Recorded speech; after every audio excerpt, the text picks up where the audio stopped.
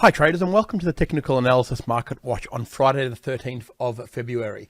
So I've seen some really good market moves again this week in a lot of the key currencies and indices, and certainly the dollar index is playing havoc with the market. So we'll jump straight into the charts and see if we can identify any trades for today or early into next week.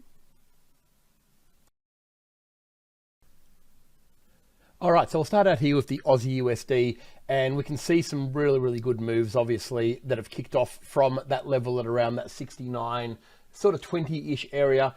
Then it basically created a new high all at the, the 71 really was probably 71.50 was almost a target. It rebounded a little bit off that, and it's pulled back a little bit over the last little bit. But look, that said, it's a really good move in terms of what it looks like from an overall bigger time frame standpoint. You can see we've obviously got very clear higher high and higher lows all the way through. It broke through that dead zone that couldn't get through there for a while, and it's been rocketing up ever since. The line in the sand moment for me, I think, is around that sort of 70, sort of 20 to 70, 50 area in terms of a support level. Because look, the 20 moving average has been a good support zone for it right through, but the reality is, if we can get to around this point here and the 20 moving average catches up, which is not very far away, that's going to make a bit of an influence on how much support there actually is in that zone. And if we do find support at that level, I would be looking for a bounce up back to the previous highs. So if it gets there, in the first instance, what we're wanting to do is look for a smaller time frame series of higher highs and higher lows. Of course, we need that to happen before we look at placing any trades. But if we do get that and we start to creep up, I would be targeting around that 71.50 as the initial target. Pretty straightforward trading on the Aussie. I do like what we see here. I wouldn't be looking at shorting opportunities on it really, because I think the strength is just too strong to actually try and counter trend this particular currency. I just don't like the idea of trying to go against a really strong trend, even though there is the anticipation that it will pull back. I think I'd rather let it pull back, let it turn around, and then we jump on the what we would call a quality trade at that point.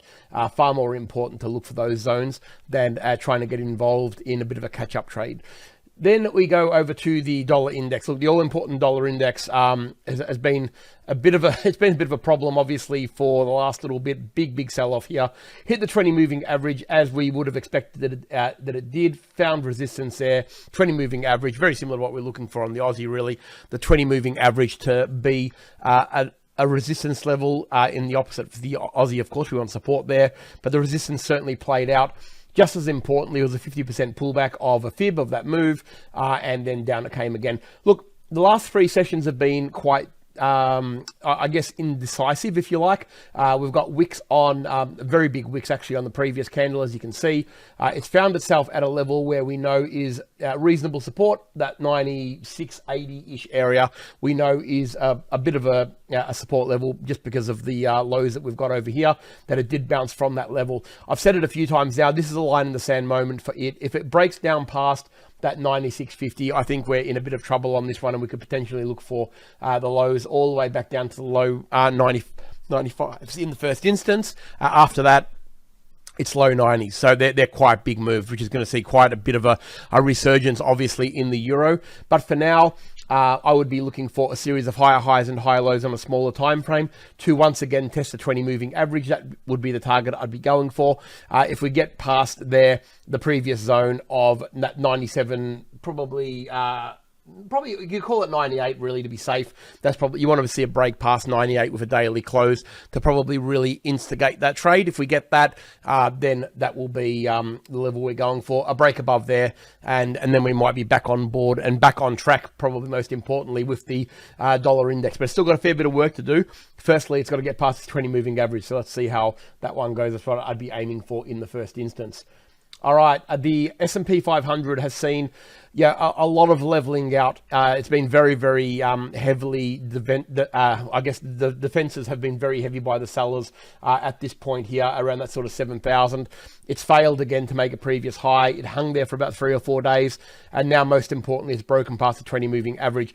It looks like it's teetering on the edge to me. MACD is effectively flattening out. You can see we've got MACD divergence as much as we need of it in terms of bearish divergence. We've seen the initial break of the 20 moving average. Look, it's got to get past this 67.50, which is the defense zone for me. That 67.50 area, it's a level where we really want to see, I'll pop a horizontal line there. You can see why. We've got very strong resistance there, support where it needed to be support. Again, even most recently, you can see here, we've got very good support here. That would be the level that I'd be expecting the shorting opportunities to go to. So if you are effectively trading this in the direction of what looks to be the weakness, I'd be looking at defenses around 67.50 as the targets. So all you need to do is look for a series of lower highs and lower lows and a continuation of that. So I mean, if we go to a smaller time frame, you'll probably see it even in the previous session where, well, it sold off pretty quickly really, but you hit that 20 moving average and then sold off.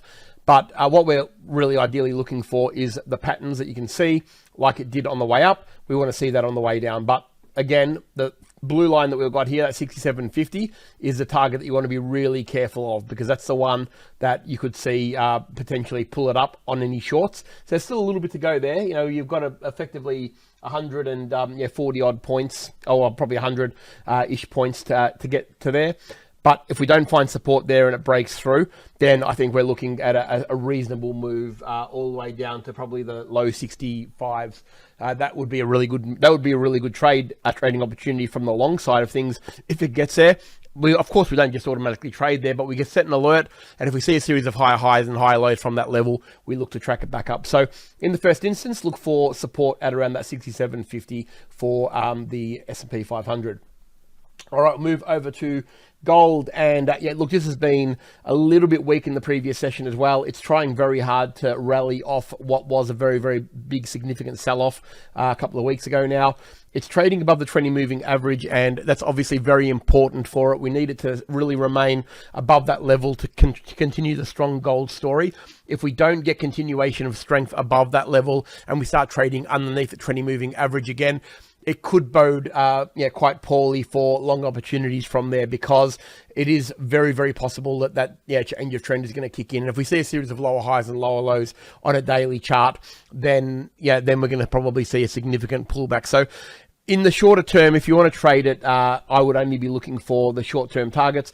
For now, if we see a reversal and we start to see a series of higher highs and higher lows on a smaller time frame, I'd be aiming for the previous high here in the first instance, around that 5100, and a break above there with a daily, and it needs to be a daily to convince me that we're going longer again. Then you can start looking for that 5400 zone. But for now, let's see if the 20 moving average holds it up. If the 20 moving average can maintain the support that we need it to hold here at this level, then we could see a potential push off, and it would be a comfortable, I guess, at least resistance path up to 5100. So that would be still the preferred, because we are technically in a long trade. There's no question about that.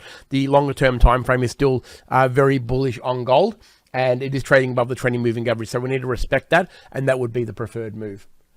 All right, and we'll have a look at Bitcoin now. Look, Bitcoin's been on the tip of everybody's tongues for quite some time now. It's been obviously shorting quite significantly. It attempted to rally off the base here around that sort of 62-ish thousand level, which we know historically has been quite a strong level of resistance past. So we would expect that would be support moving forward. As you can see, it failed very, very quickly and started to reverse down. It hasn't even gone close to reaching the 20 moving average since it crossed it way back here at 91,000. So look, I would find that around that sort of 62 to 63,000 should be a level of support. If you want to look for shorting opportunities and you see a series of lower highs and lower lows on a smaller time frame, potentially look down on that level as the target for your shorts. I don't know if I'd be going any shorter than that until we get a daily break below 61,000. If we get a daily break below 61, that just opens up the 50s and potentially quite low 50s at that point too. So you'd want to be careful of that. But I would only be scalping this one right now, obviously until we get a very clear definitive break out of a very significant support level. So if you're looking for shorts, you see an opportunity on a smaller time frame, I'd be aiming for around that sort of 61,000 as the target. And if we start to see a series of higher highs and higher lows, I'd be looking at the 72,000 above it. So $4,000 or $5,000 movement on either side in terms of price. So there's certainly good opportunities to potentially get in, but I would be keeping my trades relatively tight in that area and looking for those two zones as my go-to on the smaller time frame. So giving it the range that you need, there is certainly potential opportunity opportunity there because the ranges are big enough to get a trade in. So I hope you've had a great week's trading. Look, we've seen some really, really good opportunities. Obviously, we've seen good moves. Support levels are holding up at the moment, so keep an eye on those. Keep your trades relatively tight. There's a lot of volatility in the markets at the moment, so trade safe, and I look forward to seeing you all next week. Thanks, everyone.